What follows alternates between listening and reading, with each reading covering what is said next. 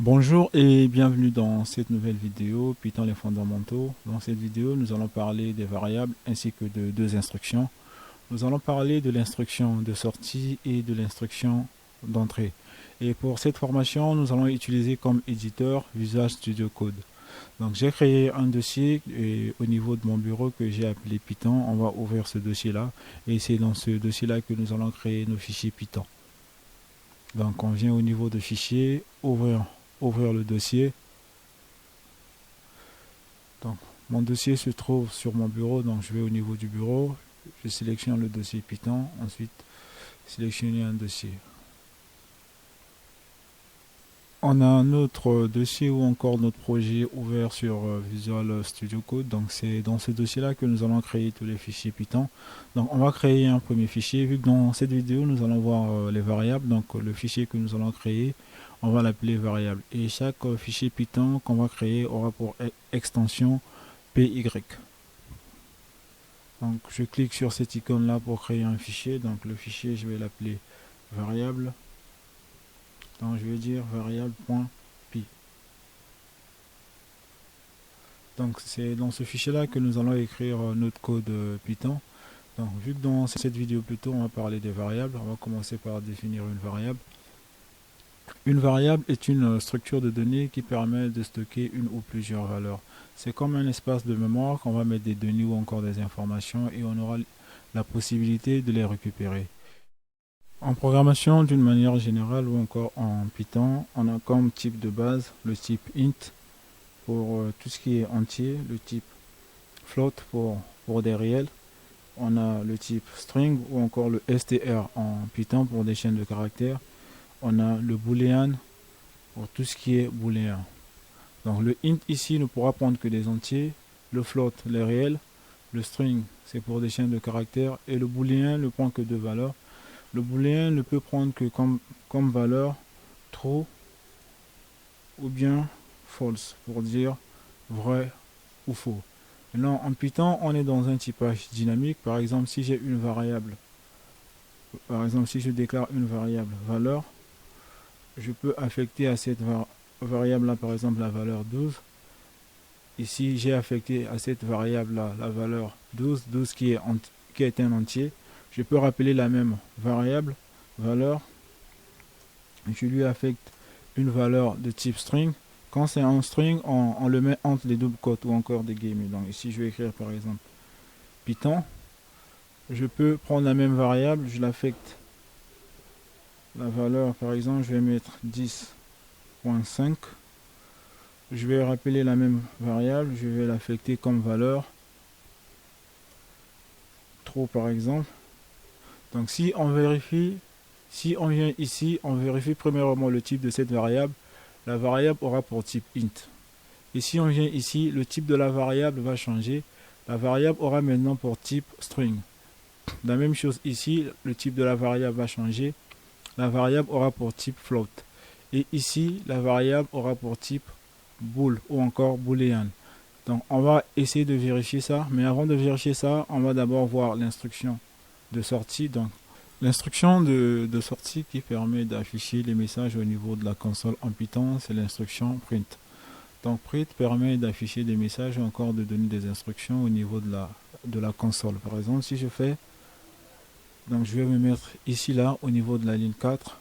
On va vérifier par exemple le type de la variable au niveau de la ligne 4. Si on fait print et on fait type pour vérifier le type de la variable, la fonction type permet de vérifier le type d'une variable. Par exemple, donc, on va faire type de valeur. Je vais me positionner aussi après la ligne 7. On va vérifier aussi le type de valeur. Je vais faire la même chose ici là. Je vais faire aussi la même chose ici. Donc je fais CTRL S pour enregistrer mon fichier. Je viens au niveau de cette icône là pour exécuter mon fichier. Je fais exécuter et débugger.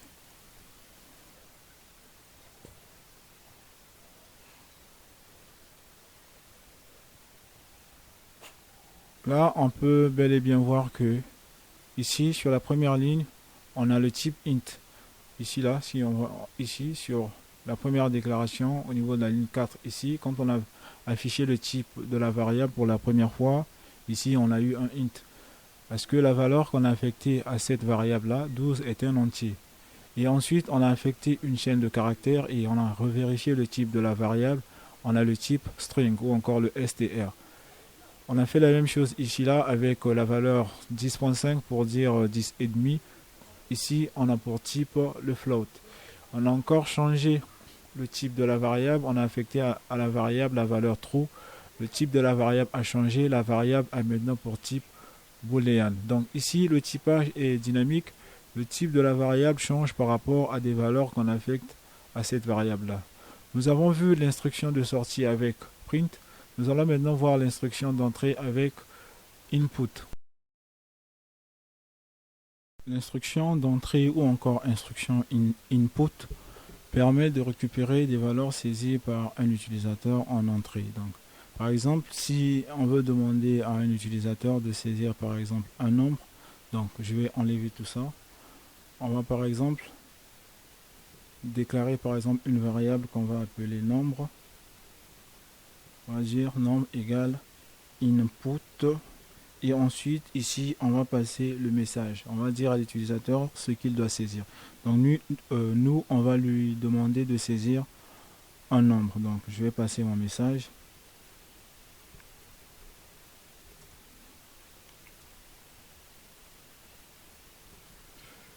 Donc, une fois le nombre saisi par l'utilisateur, ce nombre-là sera stocké dans notre variable nombre. Donc, on peut afficher par exemple le nombre saisi par l'utilisateur en utilisant l'instruction de sortie qui est le print.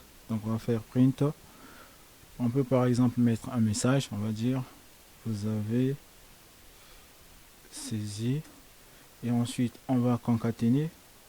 Donc, concaténer, c'est juste associer ou encore enchaîner des valeurs. Donc, pour concaténer, on peut utiliser la virgule. Donc, on va faire virgule nombre. Et pour qu'il y ait un retour à la ligne ici là, on va mettre anti/n. Donc pour qu'il y ait un retour à la ligne, on utilise anti/n. Pour qu'il y ait une tabulation, on utilise anti/t. Donc je vais enregistrer ce fichier là. Ensuite je vais le réexécuter. Donc ici j'ai le message veuillez saisir un nombre. Donc je vais saisir par exemple 10. Et là, il m'affiche ensuite, vous avez saisi 10. Nous allons terminer cette vidéo par un petit exercice. Nous allons écrire un programme qui permet de calculer le périmètre d'un rectangle. Donc pour calculer le périmètre d'un rectangle, on doit connaître sa largeur et sa longueur. Donc on va juste ici, à la place de nombre, on va mettre longueur. Et ici, on va dire veuillez saisir la longueur au lieu de saisir un nombre.